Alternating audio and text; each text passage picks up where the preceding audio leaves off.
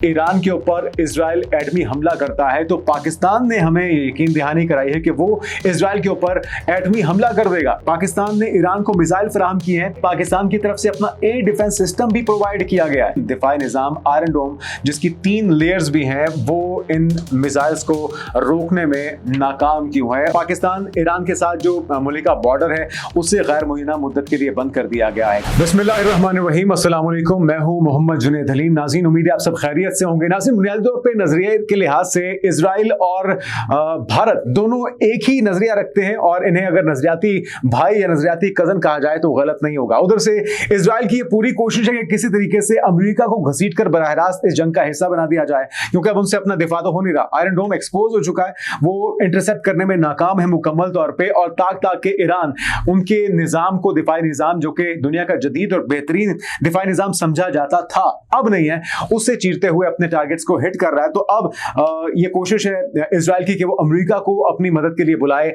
उनके मिन्नते तरले किए जा रहे हैं, लेकिन अमेरिका जानता है कि अगर वो इसमें कूदा तो फिर और भी बहुत से प्लेयर आ सकते हैं। इसी तरह से गोदी मीडिया और भारतीय सरदार जो सरकार है, मोदी सरकार है, वो ये प्रोपेगेंडा कर रही है, वो ये कोशिश कर रही है कि किसी तरीके से पाकिस्तान को इन्वॉल्व किया जाए, पाकिस्तान को इस जंग में बराह रास्त धकेला जाए। इल्जामात की एक फैक्ट्री खोल दी गई है और पाकिस्तान के ऊपर तरह तरह के इल्जामात लगाए जा रहे हैं, जिसमें से एक इल्जाम ये भी लगाया जा रहा है जिसमें मैं समझता हूं किसी हद तक खुद हमारा जो ब्रदर इस्लामी मुल्क है ईरान, उनके एक जिम्मेदार और एक अहम ओहदे पर मौजूद जनरल की तरफ से ये गुफ्तगू की गई है कि अगर ईरान के ऊपर इजराइल एटमी हमला करता है तो पाकिस्तान ने हमें यकीन दहानी कराई है कि वो इजराइल के ऊपर एटमी हमला कर देगा। इसी खबर को जवाब बनाते हुए इंडियन मीडिया ने प्रोपेगेंडा शुरू कर दिया, वावेला शुरू कर दिया, शोर हंगामा शुरू कर दिया, जो कि उनका तरीका वारदात है, जिस तरह से वो हमेशा करते हैं। और वो ये कोशिश कर रहे थे कि किस तरीके से पाकिस्तान को मुर्द इल्जाम ठहराया जाए और इस बात को हवा बना के पाकिस्तान को किसी तरीके से इसमें इन्वॉल्व किया जाए। लेकिन बर वक्त इस चीज का जवाब आ चुका है। ये खबर कहां से जनरेट हुई, किस तरह से प्रोपेगेंडा बनाया गया, ये आपके साथ शेयर करेंगे कुछ देर में। और क्या क्या इल्जाम, सिर्फ यही इल्जाम नहीं है, कुछ और भी इल्जाम लगाए गए हैं। वो क्या क्या इल्जाम हैं वो भी आपको इस वीडियो में कुछ देर में बताने जा रहे हैं। और फिर आपको बताएंगे कि पाकिस्तान ईरान के साथ जो मुल्का बॉर्डर है उसे गैर मुय्यना मुद्दत के लिए बंद कर दिया गया है। कितने ज़ायरीन पाकिस्तान वापस लाए जा चुके हैं, उनको जो दीगर इराक में मौजूद हैं, ईरान के अंदर मौजूद हैं, उनको वापस लाने के लिए क्या कोशिशें जारी हैं, वो भी आपको बताएंगे। और फिर आपको बताएंगे कि अब तक मजमूई तौर पर ईरान की तरफ से इजराइल पर कितने हमले किए गए हैं, कितने मिसाइल फायर हुए, कितने निशाने पर लगे, कितना नुकसान हुआ, और आखिर दुनिया का जदीद और बेहतरीन दिफाई निजाम आयरन डोम जिसकी 3 लेयर्स भी हैं वो इन मिसाइल्स को रोकने में नाकाम क्यों है, और अगर यही सिलसिला जारी रहा तो उन्हें कितना नुकसान हो सकता है। तो एक एक करके अनफोल्ड करते हैं नाज़रीन, स्टोरीज आपके सामने रखते हैं। एक सीनियर ईरानी ओहदेदार ने यह दावा किया है कि अगर इसराइल ने ईरान पर एटमी हमला किया तो पाकिस्तान भी इसराइल पर जवाबी एटमी हमला कर देगा। लेकिन इस्लामाबाद ने इस बयान की फौरी तरदीद कर दी है, क्योंकि बहुत बड़ा दावा है, बहुत बड़ा पाकिस्तान की, अगर पाकिस्तान ऐसी फर्ज किया कोई ऑफर की भी होती तो इसको यूं पब्लिकली ईरान की तरफ से, ईरान के जिम्मेदार ऑफिशियल की तरफ से बयान देना बनता नहीं था। लेकिन बहरहाल बर वक्त इस्लामाबाद की तरफ से डिनायल आ चुका है कि ऐसी कोई ऑफर पाकिस्तान ने नहीं की और ऐसा कोई पाकिस्तान का इरादा नहीं है। बहरहाल जिन जनरल की तरफ से ये दावा किया गया है, जनरल मोहसिन रजाई हैं, जो ईरानी पासदारान इनकलाब के कमांडर और कौमी सलामती के रुकन भी हैं, और उन्होंने ईरानी सरकारी टीवी पर कहा कि पाकिस्तान ने हमें बताया कि अगर इसराइल ईरान पर एटमी हमला करता है, एटम बम इस्तेमाल करता है, तो पाकिस्तान भी इसराइल पर एटम बम फेंक देगा। ये बयान मशरिक वस्ता में बढ़ती हुई कशीदगी के दौरान सामने आया, जहां ईरान और इसराइल एक दूसरे पर मिसाइल हमले और मजीद कार्रवाइयों को बढ़ा रहे हैं और एक दूसरे को धमकियां भी दी जा रही हैं। अच्छा, जवाब जो आया पाकिस्तान की तरफ से, पाकिस्तान के वज़ीर दिफा ख्वाजा आसिफ ने इस दावे को मुस्तरद कर दिया और कहा कि पाकिस्तान ने कोई ऐसा वादा नहीं किया है।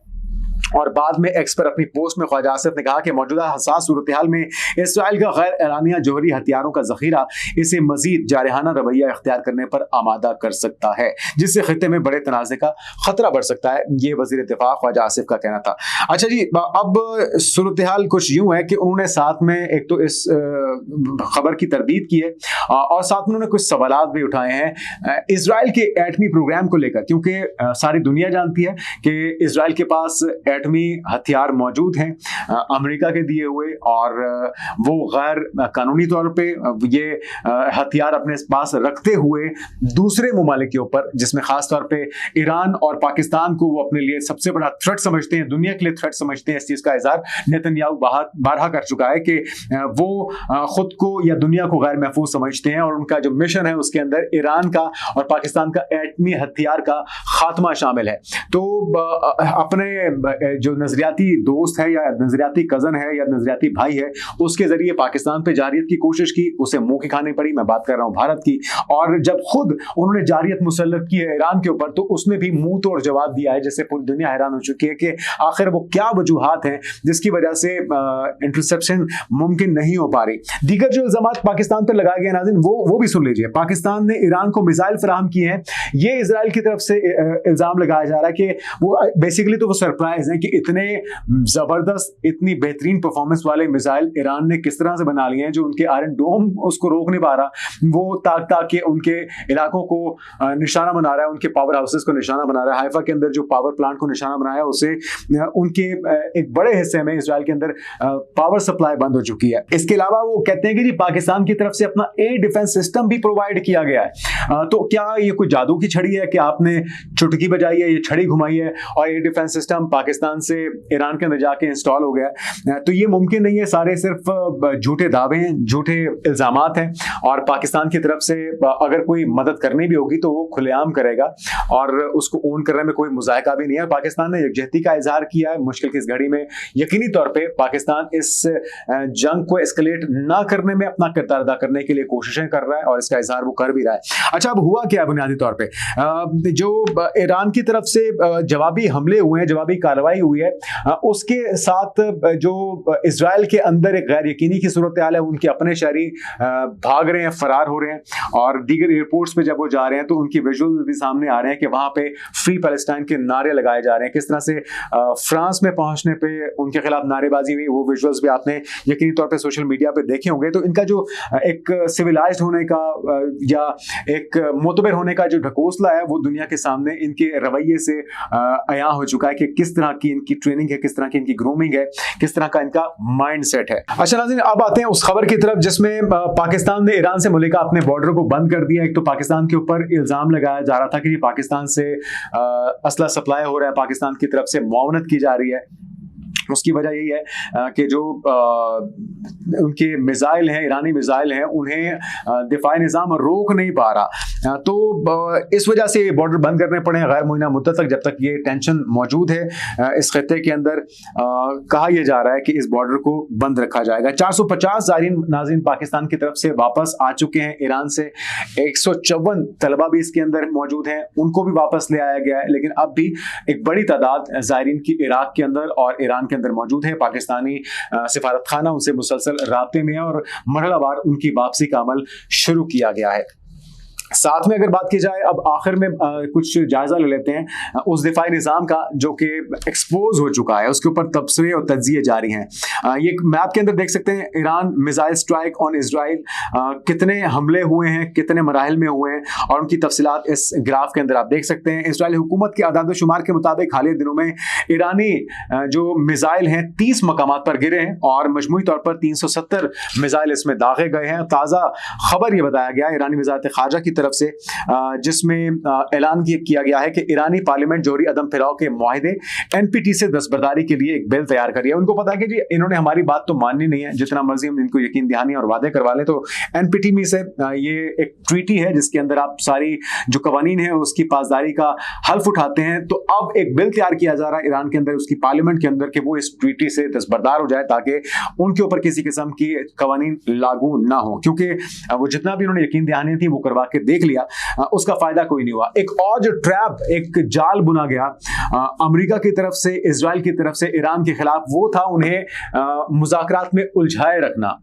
एक तरफ मुज़ाकरात का ढकोसला दिया जाता रहा, और इस मुज़ाकरात के अदवार की वजह से, जो कि 5 दौर हुए थे जिसमें बड़ी मस्बत पेशरफ्त देखी जा रही थी, ईरान की जो सुप्रीम लीडरशिप है, चाहे वो टॉप टीयर लीडरशिप हो उनकी अस्करी, या फिर उनके जो साइंटिस्ट हों, वो रिलैक्स हो गए। वो जो जिसको कहते हैं महफूज मकामात पर जाने के बजाय वो ये समझते रहे कि जब तक मुज़ाकरात हो रहे हैं इजराइल हम पर धावा नहीं बोलेगा, इजराइल हम पर जारियत मुसल्लत नहीं करेगा। और इसी चीज का फायदा उठाते हुए अंदर से उन्होंने जासूसी करवाई, अंदर से जो इंफॉर्मेशन उनको मिलती रही, जो फैक्ट्रियां पकड़ी जा रही हैं वो खुलेआम सबूत है कि अंदर ही ड्रोन तैयार किए जा रहे थे, अंदर ही असलहा या स्मगलिंग के जरिए हथियार पहुंचाए जा रहे थे, उनकी मालूमात अंदर से मिल रही थी, लोकेशन अंदर से मिल रही थी, और उन्हीं मुज़ाकरात का जो सिलसिला था उसका फायदा उठाते हुए उनकी मेन लीडरशिप, चाहे वो अस्करी हो या जौहरी हो, उन्हें ताक ताक के निशाना बनाया गया, जिसकी वजह से अब ये अगला जो टारगेट है वो मुमकिन तौर पर आयतुल्ला खामनाई हो, जिसको डिनाई तो कर रहा है अमेरिका, लेकिन लगता नहीं है कि वो इतने आसानी से सीज फायर की तरफ आ जाएंगे। अब आते हैं नाज़रीन इजरायली दिफाई निज़ाम की तरफ। इसका मल्टी लेयर दिफाई निज़ाम मुख्तलिफ अक़साम की मिसाइलों को रोकने के लिए बनाया गया था, जिसमें Iron Dome, David's Sling, Arrow system, Arrow 1, 2, 3, जिसकी 3 लेयर्स हैं जो कि मुख्तलिफ तरह के मिसाइल्स को, हथियारों को रोकने की सलाहियत रखता है, और बराक मिसाइल सिस्टम शामिल है। आयरन डोम और डेविड स्लिंग कलील और दरमियाने फासले की कम रफ्तार वाले मिसाइलों को रोकने के लिए तैयार किए गए थे। एरो सिस्टम तवील फासले के बैलिस्टिक मिसाइलों को ऊपरी फिजा में निशाना बनाने के लिए बनाया गया था, मगर एक साथ ज्यादा मिसाइल दागने पर निज़ाम नाकाम हो सकता है, ना सिर्फ हो सकता है बल्कि हो गया है और बुरी तरह से एक्सपोज हो गया है कि एक तो ये तेज रफ्तार और एक से ज्यादा जब इस पे हमलावर होते हैं, मिसाइल दागे जाते हैं तो ये कोलैप्स कर जाता है, ये रिस्पॉन्ड करना बंद कर देता है। और ये स्ट्रेटजी ईरान ने इस्तेमाल की है। वो पहले अपने छोटे मिसाइल और ड्रोन्स को भेजते रहे हैं जिनको इंटरसेप्ट करने के लिए उनका दिफाई निज़ाम ऑक्यूपाइड हुआ है, और जैसे ही उन्हें एंगेज किया गया है इन छोटे हथियारों के साथ तो पीछे से हाइपरसोनिक और सुपरसोनिक मिसाइल ने जाके अपने टारगेट को हिट किया है, और उसके बाद फिर एक हू का आलम था, सायरन बजने शुरू हो गए, अफरा तफरी का आलम था, और पैनिक के अंदर जो इजरायली थे, जो वहाँ की आवाम थी, वो अपनी जानें बचाते फिर रहे थे। और आप मनाजिर देख के अंदाजा लगा सकते हैं कि ये उनके लिए एक सरप्राइजिंग सिचुएशन थी, क्योंकि अब से पहले वो सिर्फ जुल्म करना, मिसाइल गिराना जानते थे। जब अपने ऊपर बनी, अपने ऊपर गुजरी, तो फिर उनकी चीखें पूरी दुनिया सुन रही है। अच्छा जी, अब आते हैं कुछ मजीद डिटेल्स आपके साथ शेयर करते हैं। इसराइल ने पैट्रियट मिसाइल सिस्टम और लेजर हथियार शामिल करके अपनी दिफाई सलाहियत बढ़ाने की कोशिश की, मगर ये निज़ाम भी हाइपरसोनिक मिसाइलों के मुकाबले में नाकाफी है, क्योंकि ये एक वक्त में सिर्फ एक हदफ को निशाना बना सकता है। ईरानी हमलों के नतीजे में इसराइल को शदीद जानी नुकसान का सामना करना पड़ा, जैसा कि तेल अवीव पर हमले में कम से कम 20 अफराद हलाक और 200 से जायद जख्मी हुए हैं। ये सूरत हाल मुस्तकबिल की जंगी हिकमत अमली के लिए एक नया रुख मुतय्यन कर रही है, और आलमी सतह पर अस्करी इदारे इसका बगौर मुतालिया भी कर रहे हैं। इसराइल के जदीद दिफाई निज़ाम तेज रफ्तार जंगों के इस नए दौर के लिए नाकाफी साबित हो रहे हैं, और हाइपरसोनिक खतरात के बायस आलमी दिफाई हिकमत अमली पर गहरे असरात मुरतब हो रहे हैं।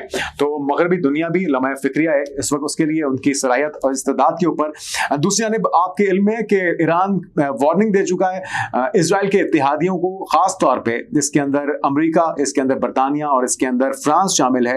लेकिन इसके बावजूद जो ताज़ा कार्रवाई हैं वो भी आपके साथ शेयर कर देते हैं। Iranian navy prevent British warship from entering Persian Gulf to help Israel. Gulf के अंदर जो समुद्री पेनिट्रेशन थी, जो वॉरशिप ले जाने वाले जहाज थे, उन्हें रोका गया है ईरान की तरफ से, और इसके अलावा कुछ और भी कार्रवाइयाँ सामने आई हैं। और वो कार्रवाई ये कि कुछ जंगी तैयारे बरतानिया की तरफ से भेजे गए हैं मिडल ईस्ट में, और जो के स्टॉर्मर हैं बरतानी वज़ीर आज़म, उनकी तरफ से कहा गया है कि ये इम्कान, खारिज इम्कान बिल्कुल भी नहीं है। अच्छा नाज़रीन, एक और खबर भी है, गार्डियन ने रिपोर्ट की है, वो ये कि UK moves jets to Middle East as Starmer refuses to rule out defending Israel. के स्टॉर्मर कह रहे हैं कि जी ऐसा बिल्कुल भी नहीं है कि हम इजराइल की मदद नहीं करेंगे, और ये खारिज इम्कान नहीं है बात। साथ में जो बरतानिया की तरफ से अपने फाइटर जेट्स को मिडिल ईस्ट मूव करना है, ये भी सवालिया निशान खड़ा कर रहा है क्या इन इकदाम के बाद। और सिर्फ यही नहीं, बहुत बड़ी तादाद में अमेरिका के टैंकर्स मगरब की जानिब रवाना किए गए हैं रिफ्यूलिंग के मकसद के लिए, क्योंकि जो फाइटर जेट्स जिन्हें इस्तेमाल किया जा रहा है जॉर्डन के फिजाई अड्डों के अंदर, इराक के अंदर, खुद जो लीबिया के अंदर उनकी क्योंकि रिजीम चेंज हो चुकी है, इल्जाम तो ये भी है कि सऊदी अरब के हवाई अड्डे भी इस्तेमाल हो रहे हैं ईरान के खिलाफ और इसराइल की मदद कर रहे हैं। लेकिन अब रिफ्यूलिंग के लिए इतनी बड़ी तादाद में इन टैंकर्स का इन रिफ्यूलिंग के अमल के अंदर हिस्सा डालना, तो ये सारे जो सवाल हैं वो अपनी जगह मौजूद हैं और वो जो दावे हैं उनको झुठला रहे हैं कि ये मुमालिक इसराइल की बराह रास्त मदद नहीं कर रहे। इसके बावजूद, इन तमाम कोशिशों, इन तमाम सपोर्ट के बावजूद ईरान डट के खड़ा हुआ है और एक और बड़ी धमकी उसने दे दी है, जिसकी तफसीलात हम आपको अगली वीडियो में बताएंगे।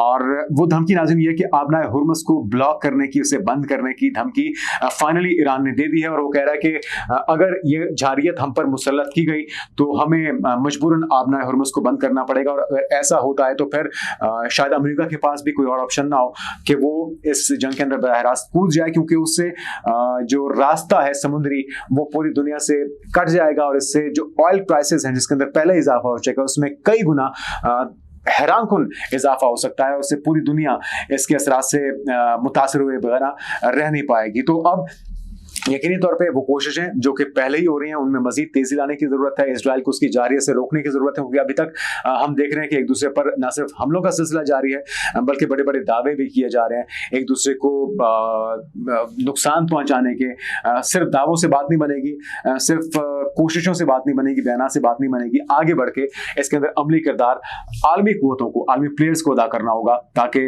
इस जंग को हवा देने वाले जो अनासिर हैं वो इसे बढ़ाने में कामयाब ना हो सकें। आने वाले दिनों के अपडेट्स आपके साथ शेयर करते रहेंगे। अब तक के लिए इतना ही, इजाजत दीजिए, अल्लाह हाफिज।